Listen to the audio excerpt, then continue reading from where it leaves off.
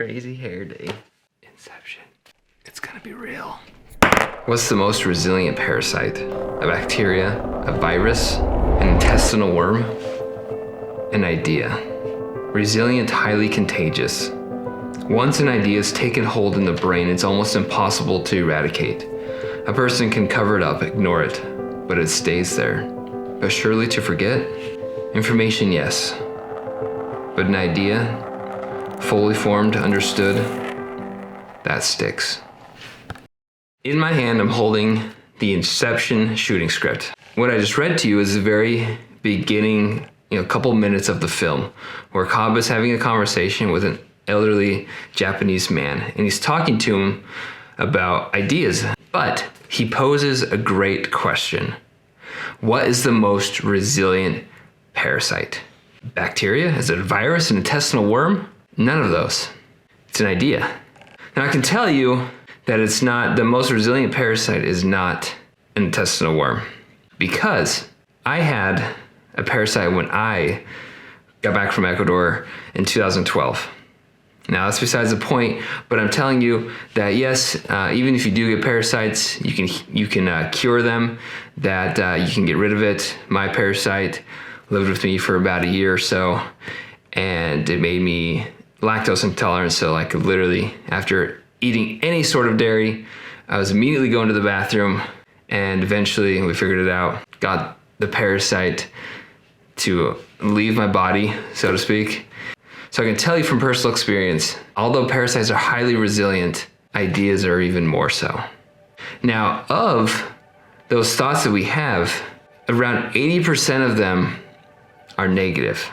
Now think about that for a second. If 80% of the thoughts that you have are negative every day, how is it possible to even have a good idea? Well, let me tell you a story. Let's rewind the clocks back to 1899. To Dayton, Ohio. Now this is a story about my second cousin, twice removed, third uncle, second brother. Okay, it's not that, but it is. So this is really a true story. I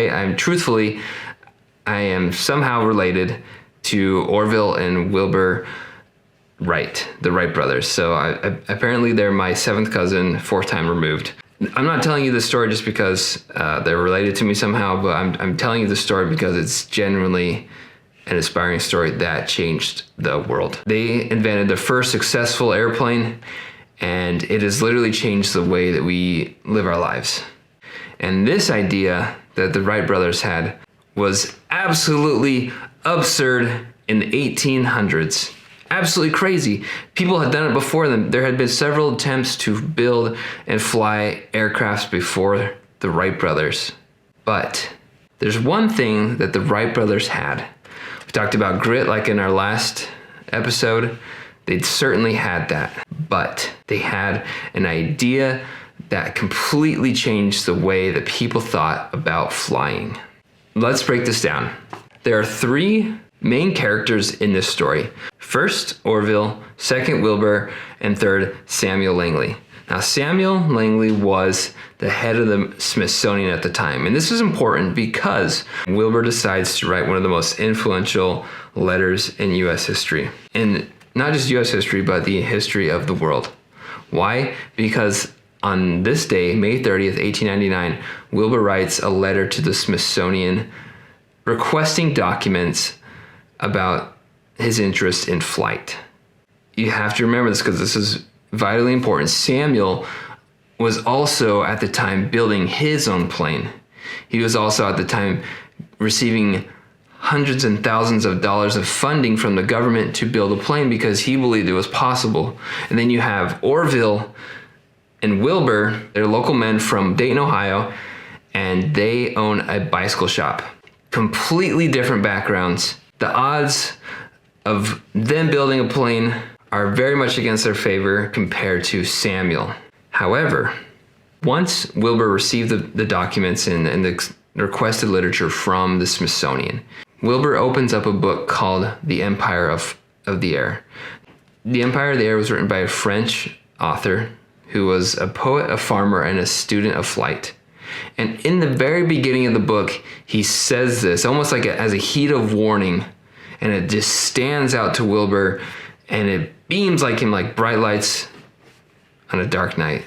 It reads, "When once this idea has invaded the brain, it possesses it exclusively." Now, this idea that he's talking about is that of flight. Now, if you remember what we read from Inception, what is the most resilient parasite? An idea. Now, this idea of flight, that human flight was actually possible, that idea possessed Wilbur so exclusively that he became obsessed with it. And he got his brother obsessed with it, to the point where they were traveling to and from Dayton, Ohio to North Carolina, Kitty Hawk. And they were going back and forth to make their prototype plane.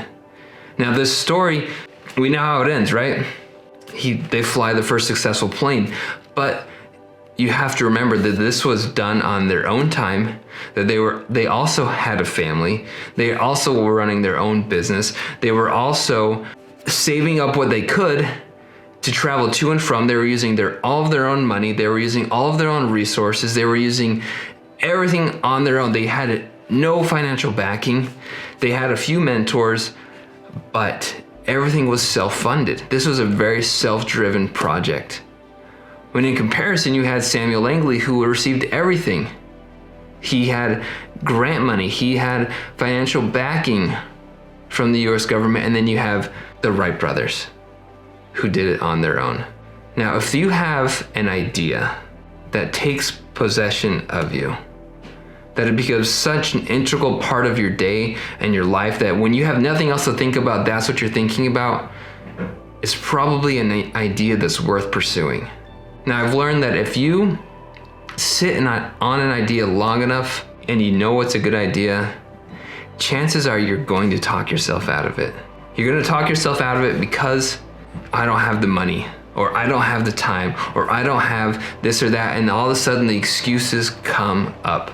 But when they do, think of the Wright brothers. I mean, everything was self-funded. I mean, they were traveling in trains. They were literally packaging in their prototype plane, putting it in a crate, shipping it from Ohio to North Carolina. And then they were getting there, they were walking on the beach and in the sand, and they were going from point A to point B, and they would spend, countless days on the beach. They would set up these tents and they would build this prototype plane, and then they'd fly it and they'd try it. And it was a long, long journey. Now, Rome wasn't built in a day, and neither was this plane. But they did it, and they were persistent with it, and they believed that they could, because once that idea took possession of their mind, they couldn't let it go. They truly believed it, and they believed that it would change the world and that human flight was possible. And as we know it, it is. Now, this idea was revolutionary. And we may not do the same thing. We may not have revolutionary ideas that change the world, but you might. You very well could. And if you have an idea that's worth pursuing, you have to go for it.